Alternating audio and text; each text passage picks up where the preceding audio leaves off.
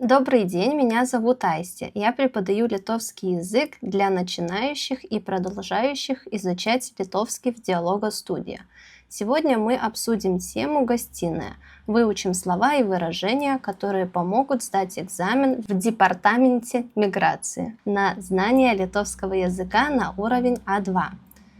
Paveikslėlyje matome šviesią, švarią ir jaukią svetainę. Kambaryje yra daug baldų, augalų, knygų ir kitų daiktų. Svetainėje yra senelis, mama, mergaitė, berniukas ir katinas. Kiekvienas kažką veikia. Pirmiausia, pažiūrėkime į kairę kambario pusę. Kairiajame galiniame kambario kampe stovi aukšta medinė knygų lentyna. Lentynoje yra daug knygų. Viršutinėse lentynose stovi vazonai su kambariniais augalais. Kitose lentynose yra nuotraukos, knygos, mažos vazos ir dekoracijos. Lentynos apačioje matome pintą krepšį. Šalia knygų lentynos sėdi senelis. Senelis sėdi tamsiai mėlyname fotelyje. Fotelis yra minkštas ir patogus. Senelis skaito laikraštį. Jis dėvi akinius ir abiem rankomis laiko laikraštį. Jis atrodo ramus ir susikaupęs. Šalia senelio fotelio stovi mažas apvalus staliukas. Ant staliuko yra puodelis su gėlių raštu ir mažas augalas vazone. Ant senelio kojų yra minkštos languotos šlepetės. Dabar pažiūrėkime į kambario vidurį. Ant grindų guli didelis šviesus kilimas. Ant kilimo stovi medinis kavos staliukas. Ant kavos staliuko stovi balta, mėlyna vaza su tulpėmis. Šalia vazos yra vaisių dubuo. Dubenyje matome žalius obuolius. Ant staliuko yra žvakė ir televizoriaus pultelis. Po kavos staliuku ant apatinės lentynos guli kelios knygos ir mažas spintas krepšelis. Už kavos staliuko stovi didelė pilka sofa. Ant sofos yra kelios spalvotos pagalvėlės. Viena pagalvėlė yra geltona, kita žalia, trečia balta ir mėlyna, o ketvirta balta ir žalia. Ant sofos taip pat guli geltonas pledas. Sofa atrodo didelė, minkšta ir labai patogi. Virš sofos ant sienos kabo didelis paveikslas su kalnais, ežeru ir medžiais. Šalia didelio paveikslo kabo mažas paveikslas su gėlėmis. Virš sofos taip pat kabo apvalus laikrodis. Laikrodis rodo 5 valandą vakaro. Tarp sofos ir lango stovi aukštas juodas toršeras. Toršeras apšviečia sofą ir kavos staliuką.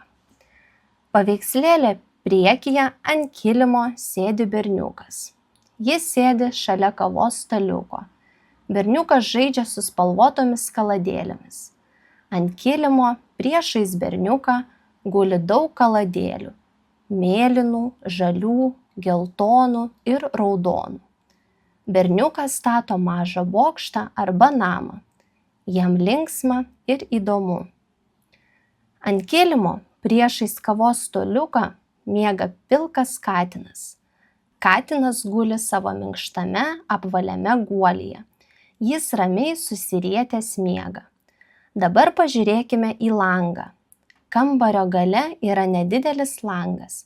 Prie lango kabo šviesios užuolaidos. Per langą į svetainę patenka daug dienos šviesos. Ant palangės stovi mažas augalas vazone. Prie lango stovi mergaitė.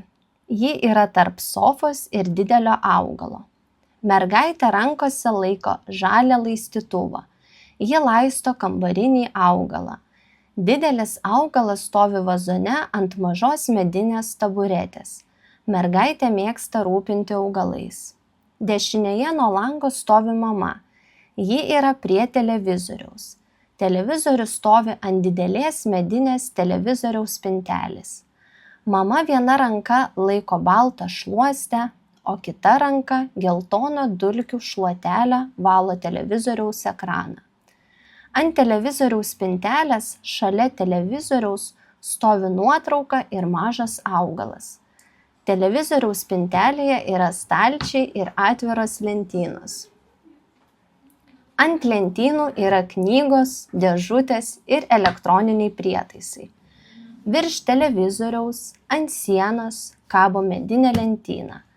Ant lentynos yra nuotrauka, 3 knygų krūvelė ir augalas. Augalo lapai svyra žemyn nuo lentynos. Dešiniajame apatinėje kambario kampe stovi didelis spintas krepšys. Krepšyje guli žalias pledas ir mėlyna balta pagalvėlė. Krepšys stovi šalia kilimo. Kai kambaryje vėsu, iš krepšio galima pasiimti pledą. Svetainėje yra daug šviesos ir daug augalų. Baldai daugiausiai yra mediniai. Sofa, fotelis ir katino guolis yra minkšti. Knygos, nuotraukos, paveikslai, augalai ir tulpės daro šį kambarį gyvą ir jaukų.